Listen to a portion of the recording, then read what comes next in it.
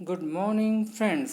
Study nation आपका स्वागत करता है मध्यकालीन इतिहास के इस पहले प्रैक्टिस सेट में। आइए देखते हैं पहला क्वेश्चन। मोहम्मद बिन कासिम था, एक तुर्क था, मंगोल था, अरब था, तुर्क अफगान था।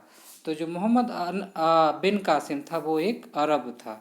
क्वेश्चन नंबर 2 देखते हैं। दिल्ली का प्रथम मुस्लिम शासक कौन था? आपके ऑप्शन है कुतुबुद्दीन ऐबक, इल्तुतमिश, रजिया, बलबन। तो यहाँ पर आपका ऑप्शन ए सही हो जाएगा, कुतुबुद्दीन ऐबक। नेक्स्ट क्वेश्चन देखते हैं। Question number 3। महमूद गजनवी का दरबारी इतिहासकार कौन था? आपके ऑप्शन है हसन निजामी, उतबी, फिरदौसी, चंद्रबरदाई। तो यहाँ आपका ऑप्शन बी सही हो जाएगा, उतबी। क्वेश्चन नंबर 4 देखते हैं। कथन दिया गया है, कथन ए, महमूद गजनवी ने भारत पर 70 बार आक्रमण किए। कथन ए सही है।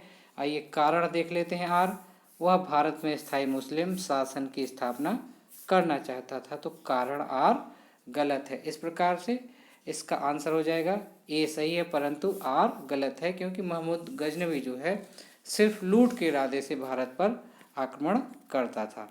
क्वेश्चन नंबर 5 देखते हैं। सोमनाथ पर महमूद गजनवी के आक्रमण के समय चालुक्य सोलंकी वंश का गुजरात में शासक था। तो कौन शासक था? आपके ऑप्शन है कुमारपाल, सोमेश्वर, भीम, जयसिंह, सिद्धराज।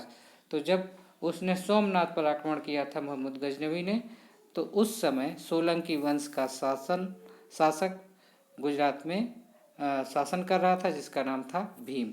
नेक्स्ट क्वेश्चन देखते हैं। क्वेश्चन नंबर 6 देखते हैं। एक घटना अर्थात एक आपका जो है परिणाम रहते हैं, परिणाम की जगह पे क्या है? परिणाम। ठीक है, इसको परिणाम आप पढ़िएगा। परिणाम रहित विजय कथन किस आधुनिक इतिहासकार ने अरबों द्वारा सिंध विजय के संदर्भ में कही है? तो आपके ऑप्शन है विंसेंट स्मिथ, एलिफिस्टिन, लेनपूल और मैक्स मूलर।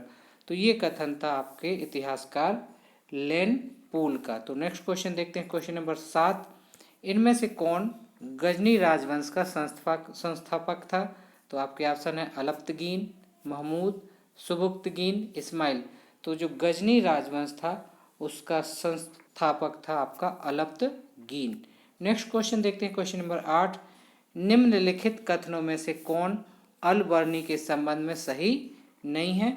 तो आइए पहला जो कथन देखते हैं, वह एक धर्मनिरपेक्ष शासक था। तो ऐसा बिल्कुल नहीं, यही कथन आपका सही नहीं। बाकी दूसरा कथन देख लेते हैं। उसका ग्रंथ उस समय के जीवंत भारत से प्रभावित था, एकदम सही है। वह संस्कृत का एक विद्वान था, यह भी सही है। वह त्रिकोणमिति का विशेषज्ञ था, ये भी सही है। तो केवल पहला ए जो है वह इसके विषय में, अलबर्नी के विषय में सही नहीं है। क्वेश्चन नंबर 9 देखते हैं। कथन है भारत पर तुर्की आक्रमण सफल हुए। कारण है उत्तर भारत में राजनीतिक एकता नहीं थी। तो वास्तव में ए तथा आर यानी कथन और कारण दोनों सही हैं, लेकिन कारण आर कथन ए की सही व्याख्या है, क्योंकि जब भारत पर तुर्की आक्रमण शुरू हुए थे तो उस समय उत्तर भारत में राजनीतिक एकता बिल्कुल भी नहीं थी। तो क्वेश्चन नंबर 10 देखते हैं। निम्नलिखित में से कौन दिल्ली का प्रथम सुल्तान था जो युद्ध में लड़ता हुआ मारा गया था? तो आपके ऑप्शन है अलाउद्दीन खिलजी, बहलोल लोदी, इब्राहिम लोदी, सिकंदर लोदी। तो इनमें से जो है इब्राहिम लोदी जो है युद्ध में लड़ता हुआ मारा गया था। आइए अगला क्वेश्चन देखते हैं। Question number 11। निम्नलिखित कौन सा काल भारतीय इतिहास में सल्तनत काल के नाम से जाना जाता है? तो यहाँ पर आपके ऑप्शन जो है बी सही हो जाएगा, यानी 1206 ईस्वी से 1506 ईस्वी तक का जो काल है वो भारतीय इतिहास में सल्तनत काल के नाम से जाना जाता है। याद रखिएगा, 1206 ईस्वी से 1526 ईस्वी तक। नेक्स्ट क्वेश्चन देखते हैं। Question number 12। मोहम्मद गौरी के किस दास ने बंगाल एवं बिहार पर विजय प्राप्त की? तो आपका कुतुबुद्दीन ऐबक, इल्तुतमिश, बख्तियार खिलजी या अल्दुज।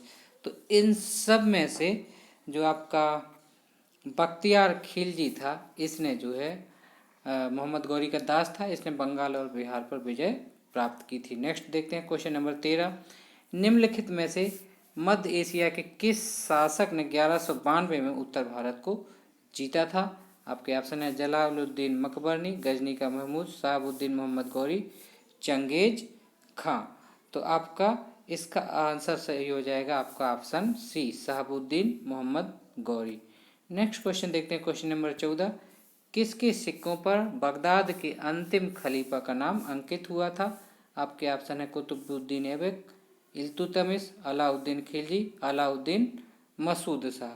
तो इन सब में से आपका जो अलाउद्दीन मसूद शाह था, इसके सिक्कों पर बगदाद के अंतिम खलीफा का नाम अंकित था। नेक्स्ट क्वेश्चन देखते हैं, युद्ध जिसमें भारत में मुस्लिम शक्ति की स्थापना हुई। तो ये देख लेते हैं कौन सा युद्ध है। तो पहला देखते हैं तराइन का युद्ध, दूसरा तराइन का द्वितीय युद्ध, पानीपत का प्रथम युद्ध, पानीपत का द्वितीय युद्ध। तो यहाँ पे तराइन का जो द्वितीय युद्ध था, इस युद्ध ने भारत में मुस्लिम शक्ति की स्थापना की। नेक्स्ट क्वेश्चन देखते हैं, क्वेश्चन नंबर 16।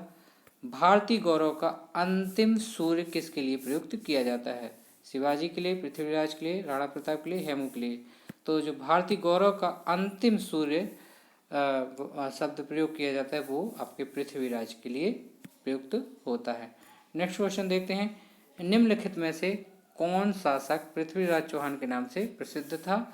तो आपके ऑप्शन है पृथ्वीराज प्रथम, पृथ्वीराज द्वितीय, पृथ्वीराज तृतीय, इनमें से कोई नहीं।